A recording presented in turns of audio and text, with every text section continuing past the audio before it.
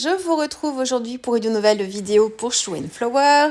Nous continuons le December Daily. Vous voyez cette jolie jeune fille, alors je l'ai appelée la jeune fille au loup, puisqu'elle va venir illustrer une autre page de mon December Daily, coucou, avec les photos prises au Legendia Park. Donc je vous le redis, c'est pour celles qui habitent un petit peu dans mon coin près de Nantes, c'est entre Pornic et Nantes, justement, ce parc. Il s'appelait le Sentier Audin. Avant, ils ont agrandi, ils ont intégré d'autres espèces. Alors, je vous montre un petit peu là ce que j'ai fait. Donc là, vous aviez vu le dracar avec le dragon qui venait un petit peu faire un petit clin d'œil en fait à l'affiche du parc. Les jolis loups, un loup blanc et un loup gris derrière. Ils sont hyper impressionnants. Le loup noir là, franchement, on est vraiment, c'est le petit chaperon rouge, quoi. On y est, hein, dans les bois et tout, promenons dans les bois. J'aurais pu faire ça d'ailleurs, j'aurais pu faire une autre thématique plus dans cet esprit-là, mais j'ai été guidée en fait par l'affiche du parc et j'aimais beaucoup les couleurs et on était aussi proche du combo couleurs de la collection Rêve Nordique. Alors, pour illustrer, je vais repartir avec ce tampon de la collection Cabinet de curiosité, sorti sur l'automne, et je travaille avec cette jolie sorcière. Alors, autant j'ai beaucoup travaillé avec la petite jeune fille des bois et son serre-tête de reine et son petit panier, vous me l'avez vu utiliser plein de fois sur plein de réas différentes, dans des univers un petit peu différents. Eh bien, je pense que ça va être à peu près pareil avec celle-ci. Puisqu'en fait, je vous avais dit, hein, son chapeau, on peut détourer le tampon, en fait, et enlever le chapeau. On fait juste le contour de sa tête, et les proportions sont bonnes, en fait, pour le travailler comme ça. Donc, une fois qu'on lui a enlevé son chapeau de sorcière, en fait, eh ben, voilà, c'est une jeune fille comme toutes les autres, et on peut la mettre, voilà, vraiment la mettre en scène dans plein d'univers différents. Donc là, c'est ma petite jeune fille au loup. Il y a d'ailleurs dans ce parc, je vous reparle encore de ce parc, mais il y a deux spectacles. Là. Il y en a un spécial à Noël, et puis il y en a un autre qui se passe justement au milieu des loups. Là, on est dans une pièce, et en fait, la jeune femme qui présente le spectacle, c'est une conteuse, et en fait, elle nous raconte des histoires, et elle est habillée un petit peu comme ça aussi. Donc voilà, c'était très inspiré.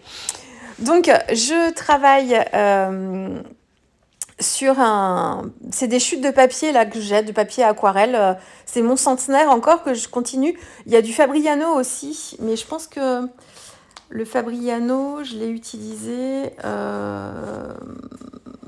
peut-être pour le dracar plutôt. Bon, peu importe. Là, de toute façon, il n'y a pas besoin d'avoir... les deux sont très bien pour cet exercice.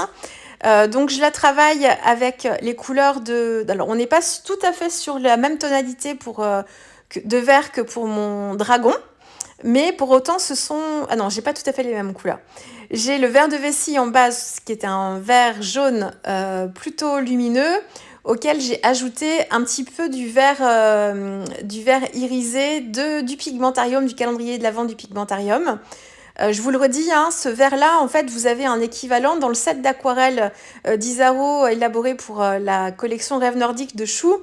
Vous avez le vert perlescent, il s'en rapproche très fortement. On est vraiment dans les mêmes tonalités. Donc, vert de vessie que je mélange avec ce vert pailleté. Enfin, il n'est pas pailleté, il est vraiment irisé. Pour avoir une base. Et ensuite, c'est le vert de périlène que j'utilise pour travailler mes ombres. Et là encore, j'y vais progressivement. En fait, je fais un travail de styliste et j'y vais encore une fois au fur et à mesure.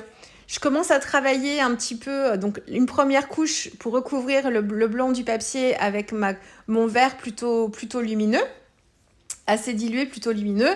Et puis ensuite, je travaille les ombres en fait, mais sans trop travailler les détails. Donc, je fais foncer sur les épaules, un peu au niveau de ses tresses aussi, et je dégrade ma couleur pour que ce soit un petit peu plus clair vers le bas. Donc ça, je l'ai fait sur une couche, deux, trois couches pour voir, puisque j'adapte au fur et à mesure.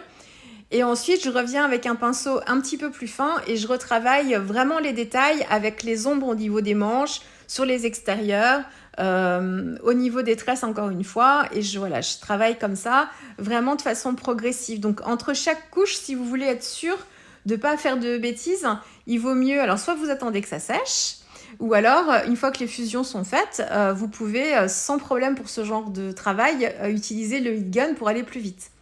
Le heat gun, je vous le redis, il est pas. En plus, on en discutait avec Blanche, justement, l'aquarelliste professionnelle avec qui j'ai fait un atelier sur le mois de décembre. Elle s'appelle, enfin, son Instagram et YouTube, c'est l'eau bleue. Je lui demandais à elle si elle était contre le heat gun ou le sèche-cheveux. Elle m'a regardée en me disant mais pourquoi je serais contre. Donc je dis bah écoute, il y a plusieurs écoles par rapport à ça. Et donc, ce qu'elle m'expliquait, c'est que y a aucun problème à l'utiliser si on n'en abuse pas. Voilà. Si on l'utilise tout le temps et si on empêche au papier de faire les fusions, il y a des effets qu'on n'obtiendra jamais. Donc, ce que je vous dis aussi, hein, c'est savoir utiliser nos outils en fait au bon moment et à bon escient. Mais il n'y a aucun problème. Et là, sur les mises en couleur, franchement, entre deux couches, voilà, il n'y a pas besoin d'utiliser. Enfin, on ne se sert pas vraiment de la fusion des couleurs. Enfin, en tout cas, moi, ici, pour ma mise en couleur, je m'en sers pas spécialement. Donc, il n'y a aucun problème à l'utiliser.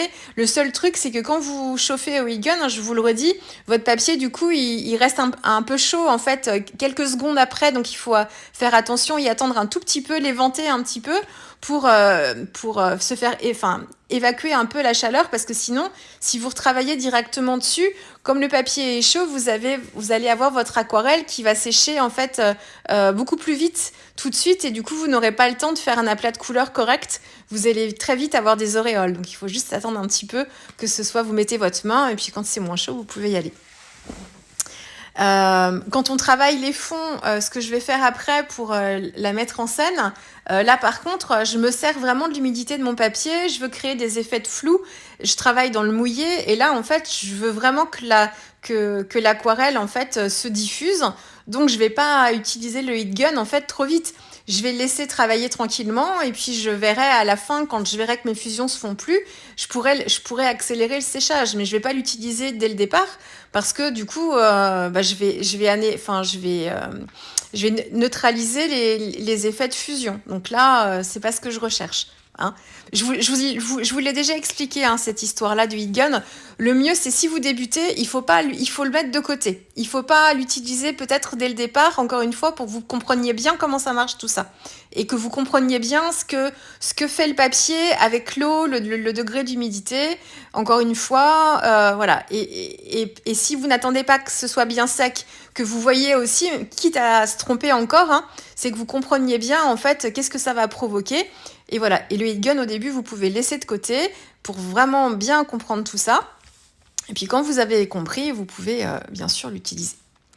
Alors, je travaille mon fond ici. Alors là, on ne le voit peut-être pas bien, mais j'ai fixé mon papier en fait avec du scotch. Alors, c'est du scotch de la marque Scotch. Alors, je ne sais pas si c'est pas celui qui est complètement transparent. Doit être le scotch cristal que j'utilise ici. Enfin, il est transparent aussi, mais il n'est pas tout à fait pareil. Et en fait, il est largement suffisant en fait en termes de pouvoir adhérent, de pouvoir collant pour fixer mon papier. Parce que là, je travaille dans l'humide, mais je détrempe pas mon papier non plus, et j'utilise pas.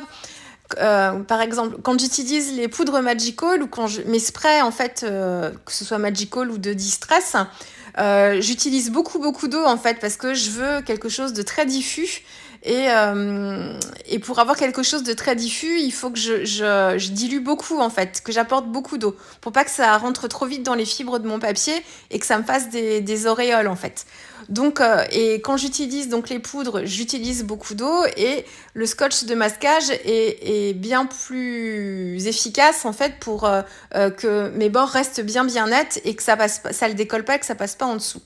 Avec le scotch ici, qui est pas du tout un scotch de masquage, hein, il faut faire attention à la quantité d'eau que vous allez mettre. Quand on travaille à l'aquarelle, alors on peut travailler avec un papier détrempé et très très très mouillé, mais on veut pas de flaque non plus, hein, à l'aquarelle. Donc c'est un scotch qui est largement suffisant. Et ici, en fait, j'ai juste pulvérisé de l'eau sur mon fond. Donc j'ai pas non plus apporté une quantité d'eau monstrueuse, hein. J'ai travaillé donc dans un papier qui était un peu humide, avec mes couleurs toutes douces au début, donc les mêmes couleurs que j'ai utilisées pour travailler le dracar, le ciel en fait du dracar. Donc c'est les couleurs du pigmentarium, pareil du calendrier de l'Avent. Donc c'est exactement la même chose. Vous pourrez aller voir la vidéo sur le Drakkar. Et il y a juste pour le sol, en fait, je veux faire un effet, alors pas forcément d'aurore boréale parce que elles sont pas j'aurais pas mis en fait les effets dans le sens comme ça vertical. Je l'aurais fait un petit peu différemment, mais je voulais un effet de fumée et quelque chose de vaporeux. Donc pour ça, tant que mon papier était encore humide, j'ai mis en fait de l'indigo dans le bas du papier, dans le bas de mon fond, et j'ai retourné mon papier vraiment à la verticale. Donc c'est l'avantage d'avoir fixé son papier sur un bloc aussi. Là c'est un fond de bloc de papier aquarelle en carton. Et tout comme je l'ai fait pour les bouteilles au fond de l'eau, j'ai fait un tuto cet été. C'était en fait l'échappée belle. C'était pas, je sais plus quel était le titre. C'était 3 bouteilles au fond de l'eau et je vous avais montré comment faire un effet comme ça de couleurs qui remontent à la surface. Ça faisait des effets de lumière en fait, comme si la lumière venait du haut et qu'elle transperçait l'eau. Et ben là, on est à peu près dans le même esprit. J'ai retourné mon papier et là, j'ai pas du tout fait des traits de pinceau.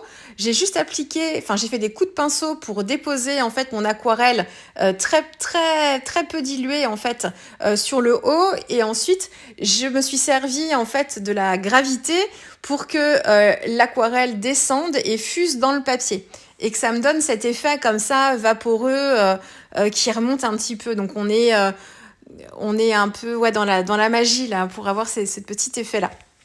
Là, pour ça, il faut que votre papier il soit encore assez humide. Si entre-temps, il a séché et que la fusion se fait plus, eh ben, vous le séchez complètement avec votre heat gun. Vous attendez un petit peu après que le papier refroidisse. Et ensuite, vous revenez mettre une couche d'eau, donc avec un spalter, votre pinceau, et vous venez faire ce travail en fait de fusion et de dégradé. À ce moment-là, vous allez avoir, alors l'effet sera pas tout à fait pareil parce que votre aquarelle indigo va pas se mélanger forcément avec l'aquarelle bleutée plus claire, mais vous allez avoir un effet de diffusion comme ça avec cet effet, un effet à peu près similaire. Voilà, j'ai rien fait d'autre. Elle est toute simple cette page-là, il n'y a rien de compliqué. J'ai retravaillé juste le fond avec l'écriture du pochoir et en fait, donc les mêmes couleurs de Distress Ink que j'ai utilisées pour le Drakkar. Et en fait, ensuite, j'ai repositionné mon pochoir au même endroit et j'ai ajouté de la pâte de texture. C'est la Distress Grit Snow quelque chose. Est-ce qu'elle s'appelle Snow toute seule ou il y a Snow dans le titre de la pâte?